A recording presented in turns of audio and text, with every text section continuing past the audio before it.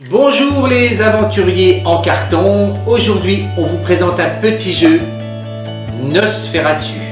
C'est un petit jeu d'ambiance. Imaginez-vous dans un château des Carpates. Vous êtes une bande d'aventuriers et vous êtes invités à vous arrêter dans ce château mystérieux, très sombre, autour d'une table, supposons-le pour dîner ou pour passer une soirée.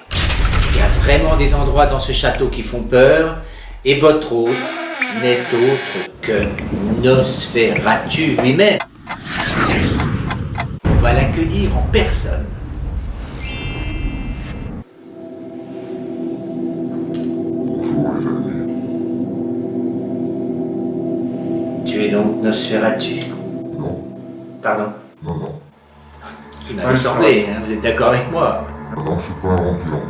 Ah bon, bah, vous êtes qui? C'est Garfield. Garfield? Garfield, c'est un chat. Garfield? Garfield, c'est un chat, vous êtes d'accord? Vous devez confondre avec Renfield. Oui. Voilà, Renfield, qui dans le jeu n'est autre que le valet de Nosferatu. Le voilà, Renfield. Vous le voyez derrière moi, c'est donc le valet de Nosferatu. Il est là. Il est pas beau, hein, vous avez vu. Donc Renfield, il va être le garant du jeu. C'est lui qui va récupérer les cartes en fin de tour. Le jeu va se dérouler avec des phases de nuit et des phases de jour. Enfin, vous comprendrez tout ça en allant sur le lien qu'on vous mettra. C'est sur Trick Track, la vidéo va être très précise. Nous, notre but, c'est de vous faire découvrir le jeu et de vous faire surtout comprendre l'ambiance. Donc le jeu, c'est simple. Une bande d'aventuriers qui joue contre Nosferatu et Renfield.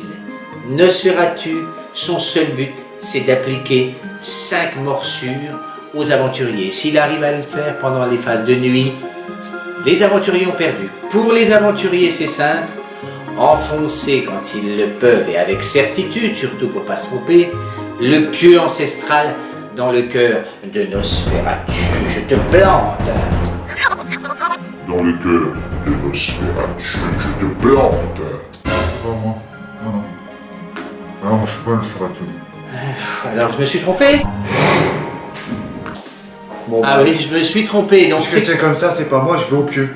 Où ça? Non, pas au pieu. Non, pas le pieu. Non, pas le pieu. Non, pas le Alors, pieu. le pieu.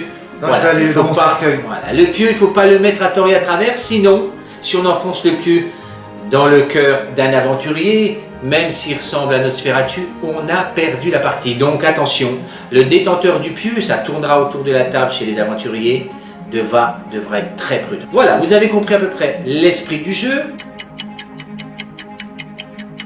C'est un petit jeu d'ambiance sombre, mais aussi avec de franches rigolades.